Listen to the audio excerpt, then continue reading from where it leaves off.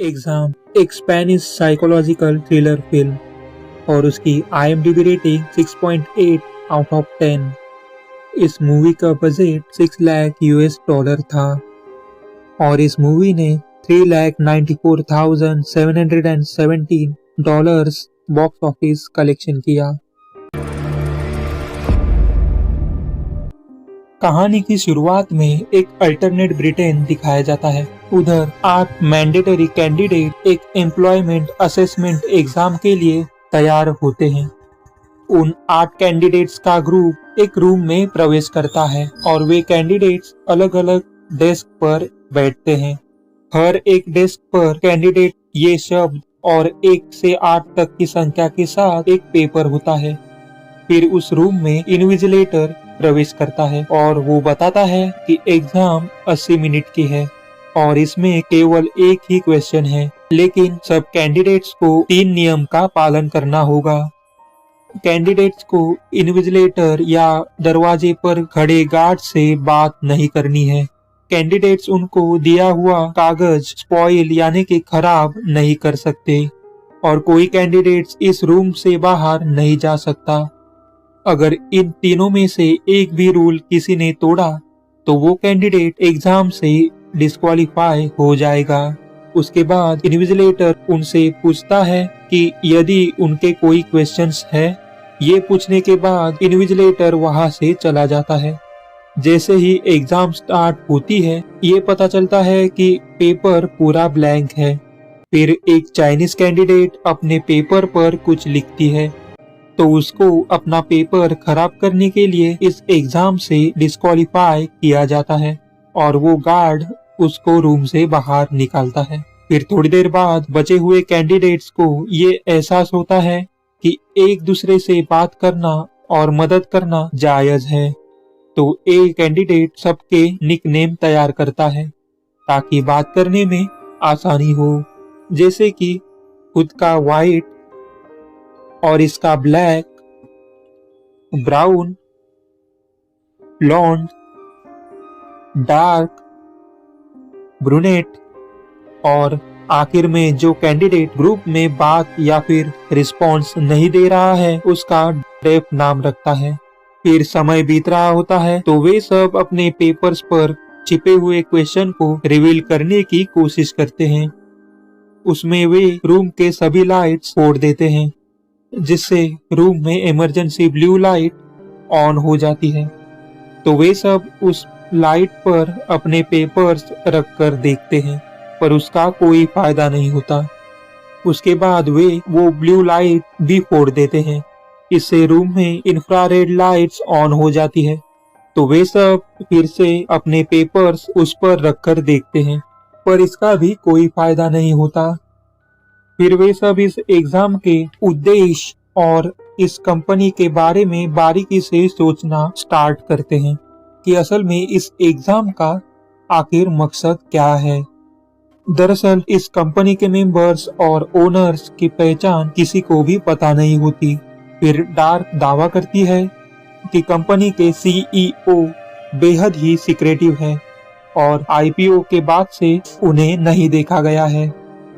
फिर उन सबको बातचीत के दौरान पता चलता है कि कंपनी एक चमत्कारिक दवा के लिए जिम्मेदार है, जिस दवा को वायरल महामारी को रोकने के लिए बनाया गया था। इस दवा से एक आबादी का बड़ा हिस्सा बचने वाला है।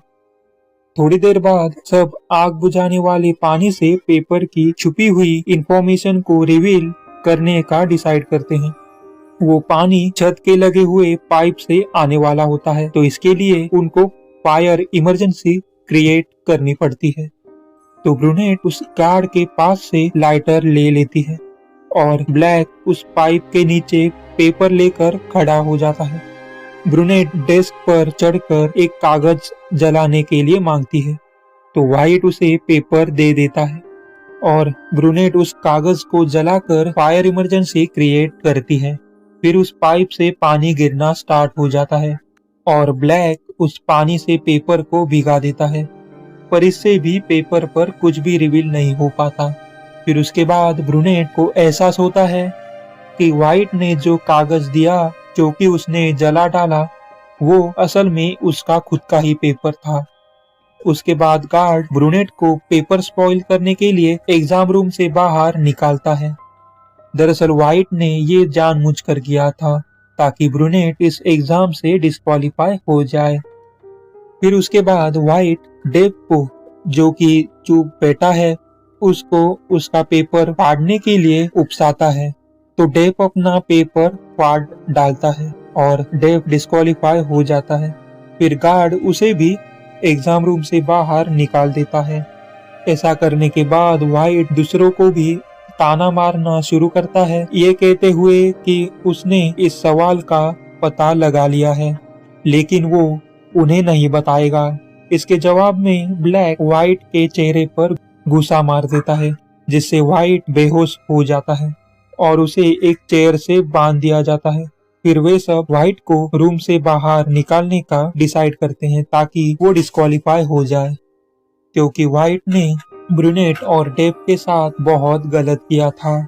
पर इसी बीच ब्लॉन्ड रूल को याद दिलाते हुए कहती है कि ऐसा करने पर वे खुद भी डिस्क्वालीफाई हो सकते हैं। फिर व्हाइट को होश आता है और वो अपनी दवा जो कि उसके पॉकेट में है उसको देने की विनती करता है। दरअसल व्हाइट भी उस वायरस का शिकार हुआ रहता है, पर व्हाइट पर कोई विश्वास नहीं रखता। थोड़ी देर बाद ब्राउन अपना ध्यान डार्क की ओर लगाता है, क्योंकि डार्क को कंपनी के आंतरिक कामकाज के बारे में बहुत अधिक जानकारी है। फिर ब्राउन डार्क को चेयर से बांधकर उसे टॉर्चर करता है और आखिर में उसे ये बताने के लिए प्रेशराइज करता है कि वो इस कंपनी के लिए काम करती है। फिर बाकी के कैंडिडेट्स ब्राउन को चेयर से आजाद करवाते हैं। फिर व्हाइट, जो कि चेयर से बंधा है, वो झटपटाने लगता है। फिर सबको पता चलता है कि व्हाइट सच्ची में उस वायरस से बीमार है। तो डार्क वो पिल ढूंढती है और वो पिल ब्राउन के डेस्क के नीचे मिलती है, जो कि ब्राउन ने वो पिल जानबूझकर छुपाई थी। फिर डार्क वो पिल व्हाइट के मुंह में डालने की कोशिश करती है, पर इसी बीच ब्राउन उधर आकर वो पिल फ्लोर के नीचे वाले मैनहोल में गिरा देता है। थोड़ी देर बाद व्हाइट के नाक से खून बहना चालू हो जाता है, इसलिए डार्क कैमराज में देखकर इन्विजिलेटर से मदद की गुहार लगाती है। तो फिर डार्क को डिस्क्वालीफाई करा दिया जाता है। गार्ड उसे भी रूम से बाहर निकालता है। फिर आगे ब्लॉन्ड व्हाइट के लिए वो पिल उस मैनहोल से जैसे तैसे करके निकालती है और उससे वो व्हाइट को रिवाइव भी करती है। फिर ब्लैक और ब्लॉन्ड मिलकर व्हाइट को छोड़ देते हैं और एग्जाम का क्वेश्चन जो कि उसको पता है वो बताने की मांग करते हैं। तो फिर व्हाइट उनको बताता है कि कोई क्वेश्चन ही नहीं है और कंपनी केवल बचे हुए एक कैंडिडेट को जॉब पर रखेगी। फिर व्हाइट गार्ड की गन लेने की कोशिश करता है ताकि वो सबको मारकर अकेला बच पाए और इस एग्जाम को पास कर ले। पर ब्लैक व्हाइट से पहले गार्ड से वो गन ले लेता है और व्हाइट पर फायर करने की कोशिश करता है, पर तभी उसे पता चलता है कि उस गन से फायर करने के लिए गार्ड के फिंगरप्रिंट की आवश्यकता है। इसका फायदा उठाकर व्हाइट वो गन ब्लैक से ले लेता है और व्हाइट उस गन को गार्ड के फिंगरप्रिंट के द्वारा ब्राउन को टारगेट करता है और उसे रूम के बाहर जाने के लिए मजबूर करता है और ब्राउन रूम से बाहर चला जाता है। इस तरह से ब्राउन भी इस एग्जाम से डिस्क्वालीफाई हो जाता है। फिर तुरंत बाद व्हाइट ब्लॉन्ड को रूम से बाहर जाने के लिए मजबूर करता है। तो फिर ब्लॉन्ड जैसे रूम से बाहर निकलती है वो वॉइस कमांड लाइट्स बंद करवाती है। दरअसल ये लाइट्स वॉइस से कंट्रोल होती है, जिससे ब्लैक व्हाइट पर हमला कर सकता है, पर व्हाइट ब्लैक को गोली मार देता है। पर इधर हमें पता चलता है कि ब्लॉन्ड पैसेज में छुपकर एक पैर कमरे के अंदर रखती है, इससे पहले कि व्हाइट ब्लॉन्ड को भी शूट कर सके। एग्जाम का टाइमर 0 पर चला जाता है। तुरंत बाद व्हाइट इन्विजिलेटर से बात करके अपनी सफलता के बारे में कंफर्म करता है, पर व्हाइट को इस एग्जाम से डिस्क्वालीफाई किया जाता है। तो फिर व्हाइट को कुछ समझ में नहीं आ पाता, तो वो सोचने लगता है और उसे पता चलता है कि डेफ ने एग्जाम के शुरुआत में टाइमर को कुछ मिनट्स आगे बढ़ाया था। फिर गार्ड व्हाइट को भी एग्जाम रूम से बाहर निकाल देता है। फिर ब्लॉन्ड रूम के अंदर आ जाती है तो उसे याद आता है कि डेफ ने पहले पेपर पर चश्मे और कांच के टुकड़ों का उपयोग किया था। फिर छोड़े हुए डेफ के चश्मे का और कांच के टुकड़ों से ब्लॉन्ड एग्जाम पेपर पर देखती है तो उसे क्वेश्चन 1 ये सेंटेंस लिखा हुआ मिलता है। फिर ब्लॉन्ड को पता चलता है कि क्वेश्चन 1 एग्जाम की शुरुआत में इन्विजिलेटर के द्वारा पूछे गए एकमात्र क्वेश्चन जो कि एनी क्वेश्चन ऐसा है। तो फिर ब्लॉन्ड इसका आंसर नो ऐसा देती है। उसके बाद उधर इन्विजिलेटर आ जाता है और खुलासा करता है कि डेफ वास्तव में इस कंपनी का सीईओ और साइंटिस्ट है जिसके रिसर्च में वायरस का इलाज पाया गया था और इसके साथ ही रैपिड सेल जनरेशन मेथड भी खोजी गई थी जो कि वायरस को ठीक भी कर सकती है और उससे कई सारे लोगों को गिफ्ट ऑफ लाइफ भी दी जा सकती है।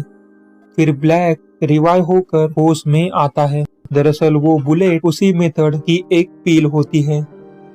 फिर ब्लॉन्ड को जॉब के लिए ऑफर दी जाती है और उसे वो एक्सेप्ट भी करती है।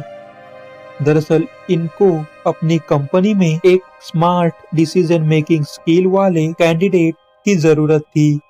जैसा कि ब्लॉन्ड एग्जाम के दौरान अपने स्किल्स का यूज करके आखिर तक डटी रही और इधर ये फिल्म खत्म हो जाती है।